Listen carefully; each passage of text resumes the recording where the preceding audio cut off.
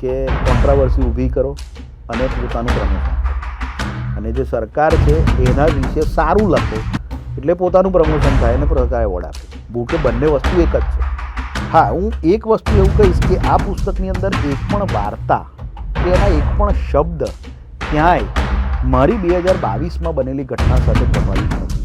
હા, પરંતુ એટલું કહીશ કે આ પુસ્તક જે છે એ પુસ્તક પ્રકાશન જે થયું એ પ્રકાશન પર એ ઘટનાનો બહુ મોટો ફાળો છે. જો એ ઘટના ન બની હોત તો કદાચ આ મારું પુસ્તક આજે પ્રકાશિત ન થયું.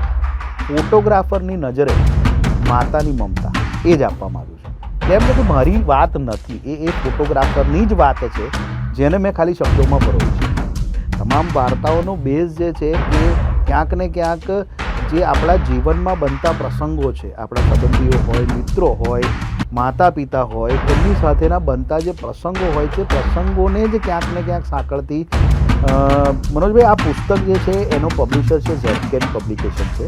એની વેબસાઇટ પર આની બુકની પ્રી લોન્ચિંગ ઓફર ચાલી રહી છે, અત્યારે ડિસ્કાઉન્ટમાં છે. નમસ્કાર, આપ જોઈ રહ્યા છો યુટીસી ન્યૂઝ. યુટીસી ન્યૂઝ આજથી એક નવો કાર્યક્રમ શરૂ કર્યો છે, બુક રીડિંગનો. વડોદરા અને ગુજરાત અને દેશભરના જે પણ લેખકો છે જે પોતાની બુક લોન્ચ કરતા હોય એ બુક વિશે આપણે રિવ્યૂ કરીશું. આજે આ બુક રિવ્યૂની શરૂઆત મારા સાથી મિત્ર છે, અમે સાથે કામ કરી ચૂક્યા છે. આજે તેઓ લોકસત્તા જનસત્તા માટે લખે છે અને વડોદરાના સિનિયર જર્નલિસ્ટ છે સિદ્ધાર્થ મણિયાર. તેમની એક પુસ્તક 29 તારીખે લોન્ચ થઈ રહી છે, અંધારી રાતની એક વાત, સિદ્ધાર્થ મણિયાર.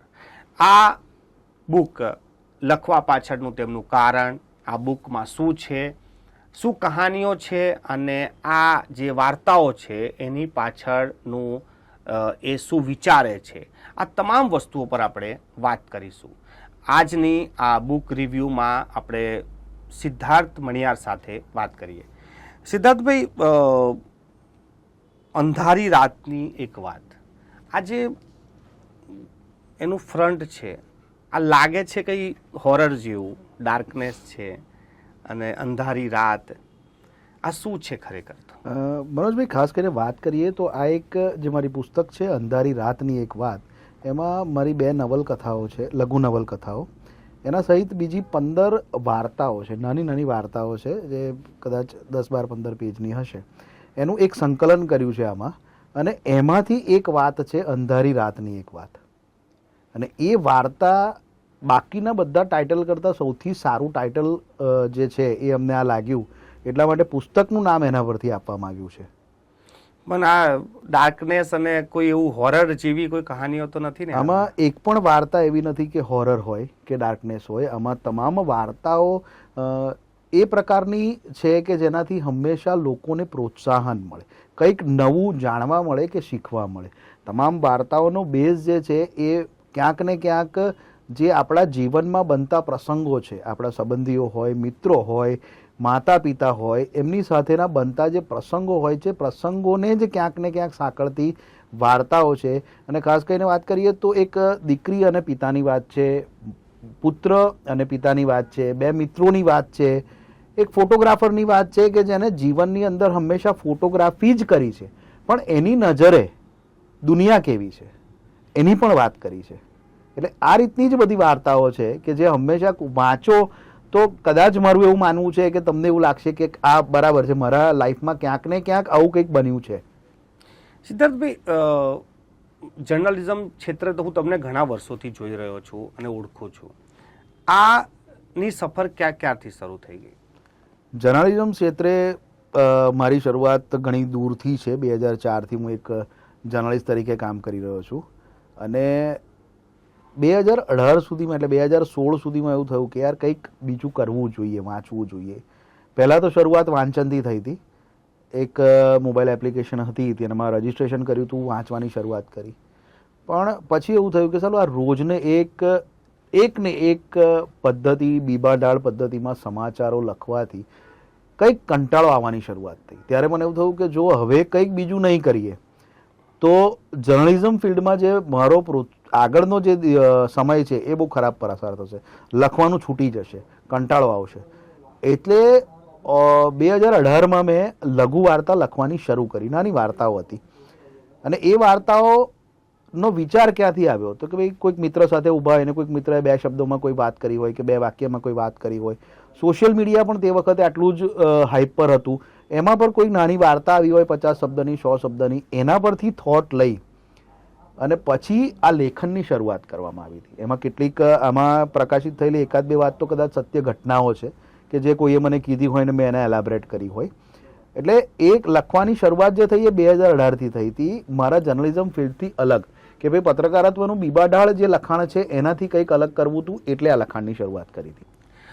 સિદ્ધાર્થભાઈ, તમે જે રીતે વાત કરી છે તો આ જે બુક લખવાની તમે શરૂઆત તો કરી દીધી, તો આમાં એમ તો તમારી જ વાર્તાઓ છે, તમને ગમતી જ હશે, પણ માનો કે તમારી આમાં સૌથી પ્રિય વાર્તાઓ કે એવા થોટ્સ તો શું છે આમાં, જરા અમને બતાવશો? મિત્રો, હું એટલું તો કહીશ તમને કે આની અંદર છે ને એક વાર્તા છે સોરઠની વિરાંગનાની વાત.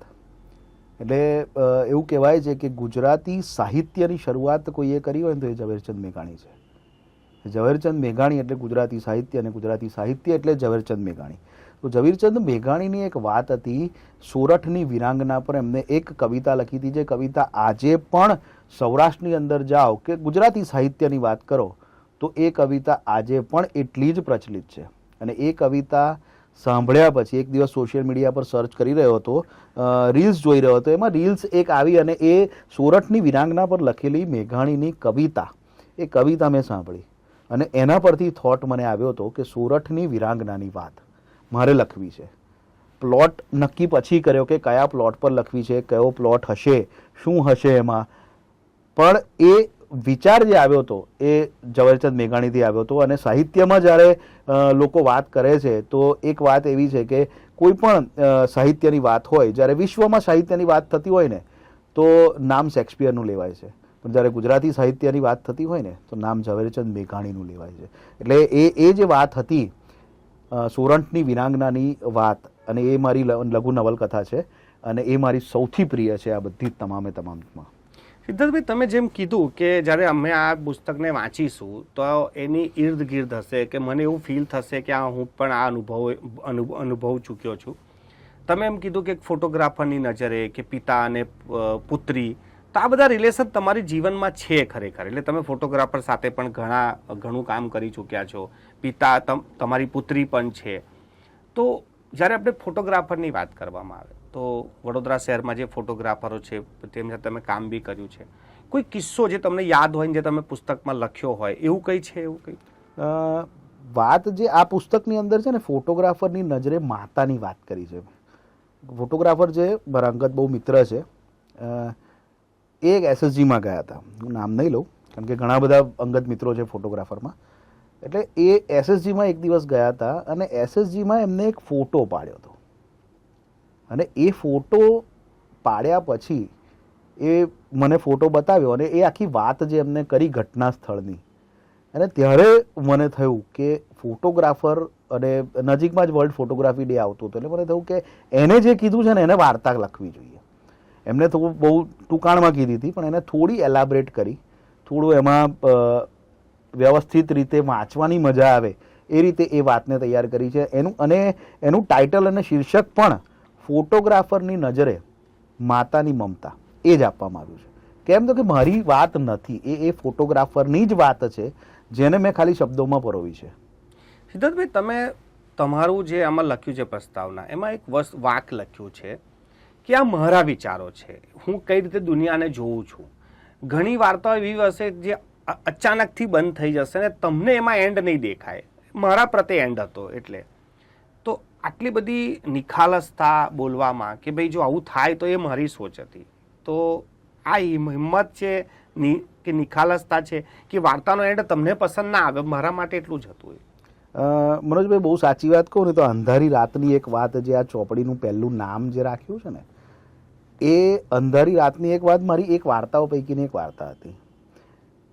જ્યારે સોશિયલ મીડિયા પર એક એપ્લિકેશન જેની મેં વાત કરી એના પર આ અપલોડ થઈ અપલોડ થઈ, લોકોએ વખાણી, પણ એમાં કમેન્ટ આવતી હતી કે આનો બીજો ભાગ ક્યારે આવશે. ચાલો તે વખતે મારા મગજમાં એવો સ્પષ્ટ વિચાર હતો કે આ વાર્તા પતી ગઈ છે, આનો કોઈ અંત નથી, આ મેં જે આપ્યો છે એ જ આનો એન્ડ છે. પછી લોકોએ કમેન્ટ કરી, વાંચકોની કમેન્ટ આવી કે આનો બીજો ભાગ ક્યારે આવશે, અમારે વાંચવું છે, આ અમારા દ્રષ્ટિએ આનો અંત નથી. અને ત્યારે મને થયું કે આ એવું વિચારે છે કેમ કે આનો અંત નથી આ. એટલે પછી ફરીવાર મેં એ વાર્તા આખી વાંચી, ત્યારે મને બી કંઈક અજુગતું લાગ્યું. એ અજુગતું લાગ્યું એટલા માટે જ પછી મેં એનો બીજો પાર્ટ લખ્યો. જોકે આ પુસ્તકની અંદર આખી એક સાથે જ, એટલે તમને એવું નહીં લાગે કે આ કપાયું, પણ એક વાત એવી છે કે એના પછી એને પૂરી કરી મેં. એટલે ઘણીવાર તમને એવું થયું હશે, આ વાર્તાઓ તમે વાંચો તો એવું થશે કે ભાઈ સ્વાભાવિક રીતે કે આ મારી દ્રષ્ટિએ આનો અંત નથી. પણ જ્યારે મારા મગજની અંદર મેં થોટ પ્લોટ નક્કી કર્યો હતો, તો એ પ્લોટ નક્કી થયો હતો કે અહીંયાથી વાત શરૂ થશે ને અહીંયા પૂરી થશે, પછી એની આગળ મારા મગજમાં કોઈ વાત જ નથી. એટલે એ વાત ત્યાં પતી છે.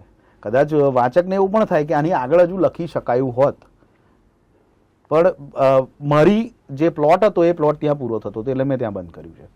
સિદ્ધાર્થભાઈ, જ્યારે તમે તમારા જીવનની વાત કરતા હોય, પત્રકારત્વની વાત કરતા હોય, સાહિત્યની વાત કરતા હોય, તો એક સમય તમારો એવો પણ આવ્યો હતો કે જે તમારી પર આરોપ થયા અને આક્ષેપો થયા, કોર્ટ કેસ અને અદાલત સુધી વાત ગઈ. એનો કોઈ એ જે સમયગાળો છે તમારા માટે પણ તમારા પરિવાર માટે પણ બહુ જ શોકિંગ હતો. તો એની અસર આ પુસ્તકમાં છે કે પછી એની કોઈ છબી આ પુસ્તકમાં છે? મનોજભાઈ, આ જે પુસ્તકની અંદર બધી વાર્તાઓ છે ને, એમાં પહેલી વાર્તા જે મારી પ્રકાશિત થઈ હતી એપ્લિકેશન પર, એ 14 ઓગસ્ટ 2018ની છે. અને 2020 કોરોના સુધીમાં બધી પતી ગઈ હતી જેટલી પ્રકાશિત થવાની હતી. અને જે ઘટના મારી સાથે બની હતી એ 2022માં બની હતી.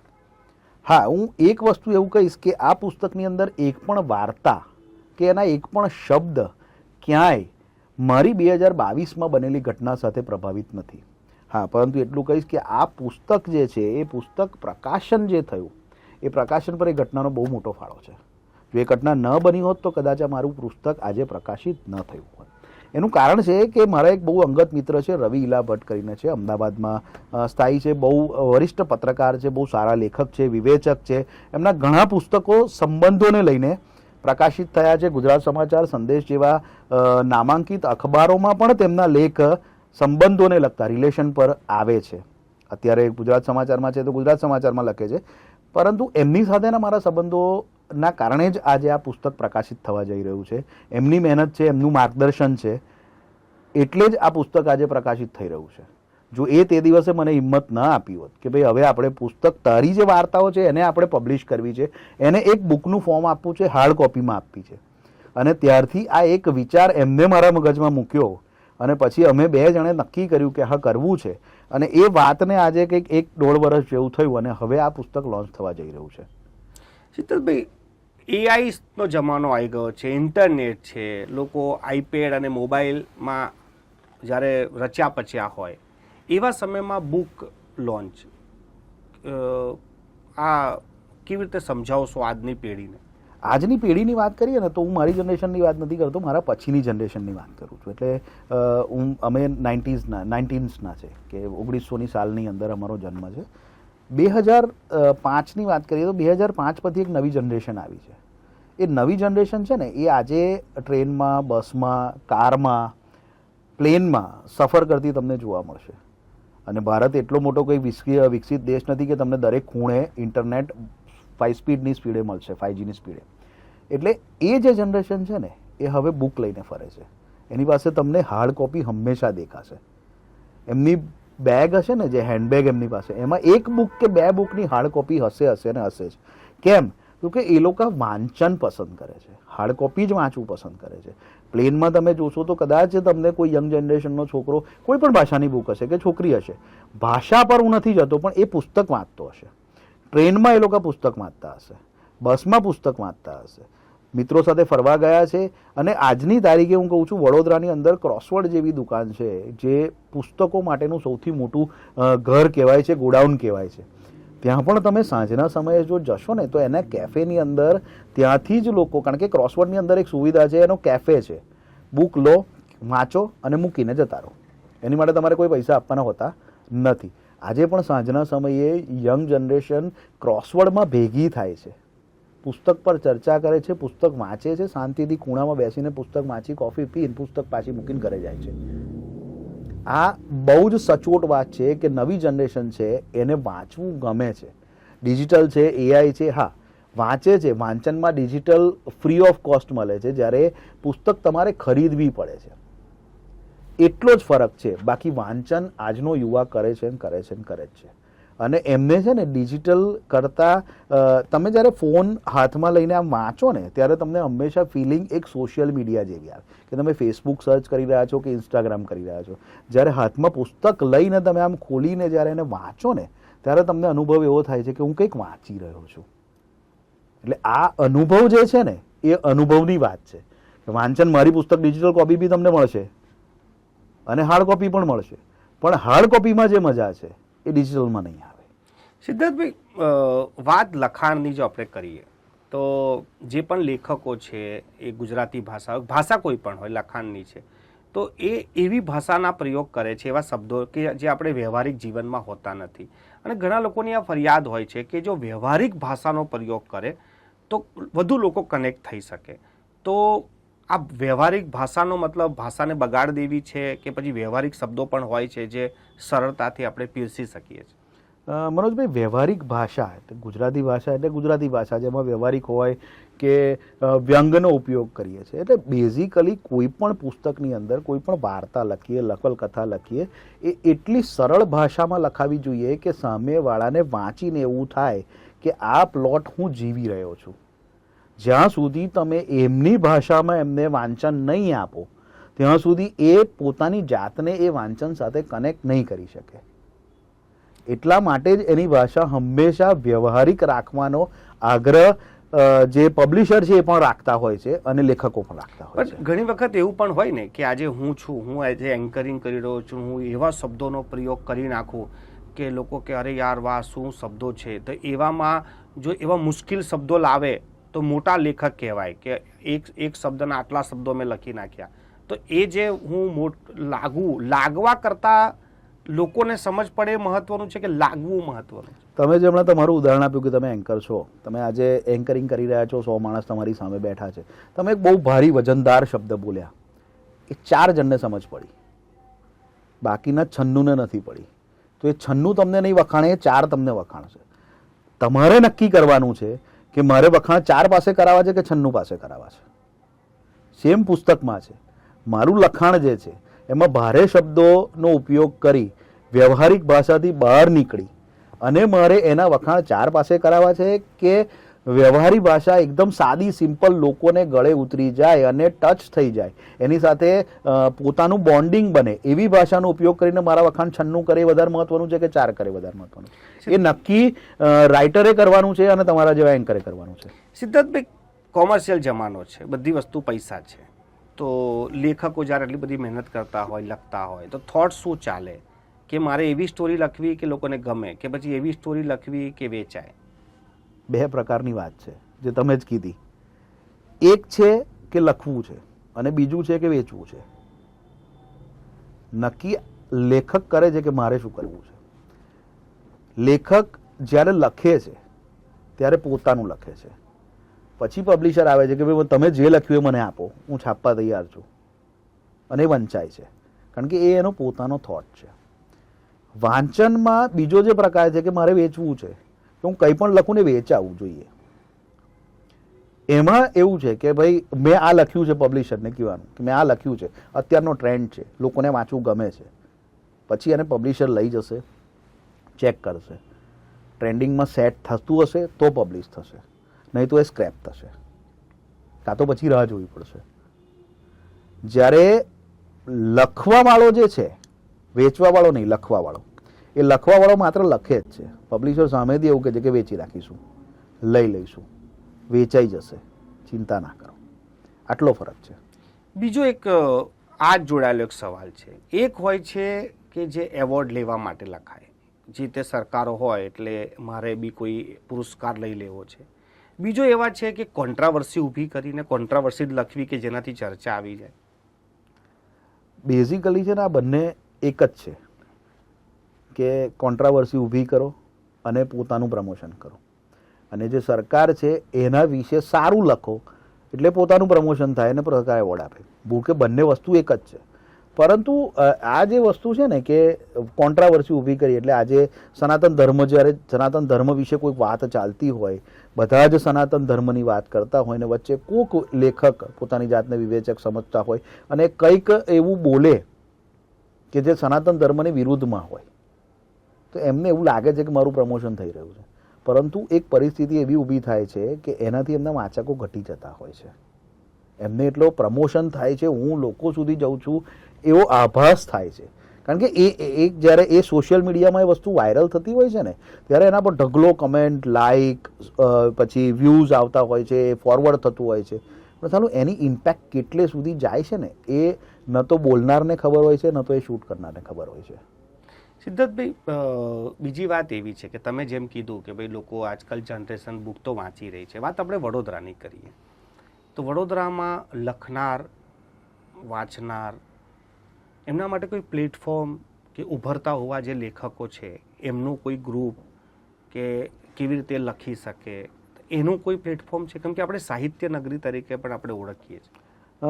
વડોદરાને છે ને લોકો કલાનગરી તરીકે જ ઓળખે છે. એનું સાહિત્ય નગરી તરીકેનું નામ લોકો એટલું બધું હજુ નથી ઓળખતા. પરંતુ સયાજીરાવ ગાયકવાડની વાત કરીએ ને તો તેમના જમાનાથી જ વડોદરા સંસ્કારી નગરી છે, કલાનગરી છે અને સાહિત્ય નગરી છે. એટલે જ આજે પણ આપણી પાસે MS યુનિવર્સિટીનું ઓરિએન્ટલ ઇન્સ્ટિટ્યૂટ છે, જે માત્ર ને માત્ર સાહિત્ય માટે છે. જૂનું સાહિત્ય જે સયાજીરાવે તે વખતે ભેગું કર્યું હતું એ જ સાહિત્ય ત્યાં ભેગું કરવામાં આવ્યું છે. સાહિત્યની વાત કરીએ ને તો વડોદરામાં બહુ જ ઓછી જગ્યાઓ છે કે જ્યાં આ પ્રકારની ગોષ્ઠીઓ થતી થશે. મારા ધ્યાનથી જે યંગ જનરેશન છે ને એ ભેગી થઈને ક્રોસવર્ડમાં જાતે જ ચર્ચાઓ કરતી હોય છે.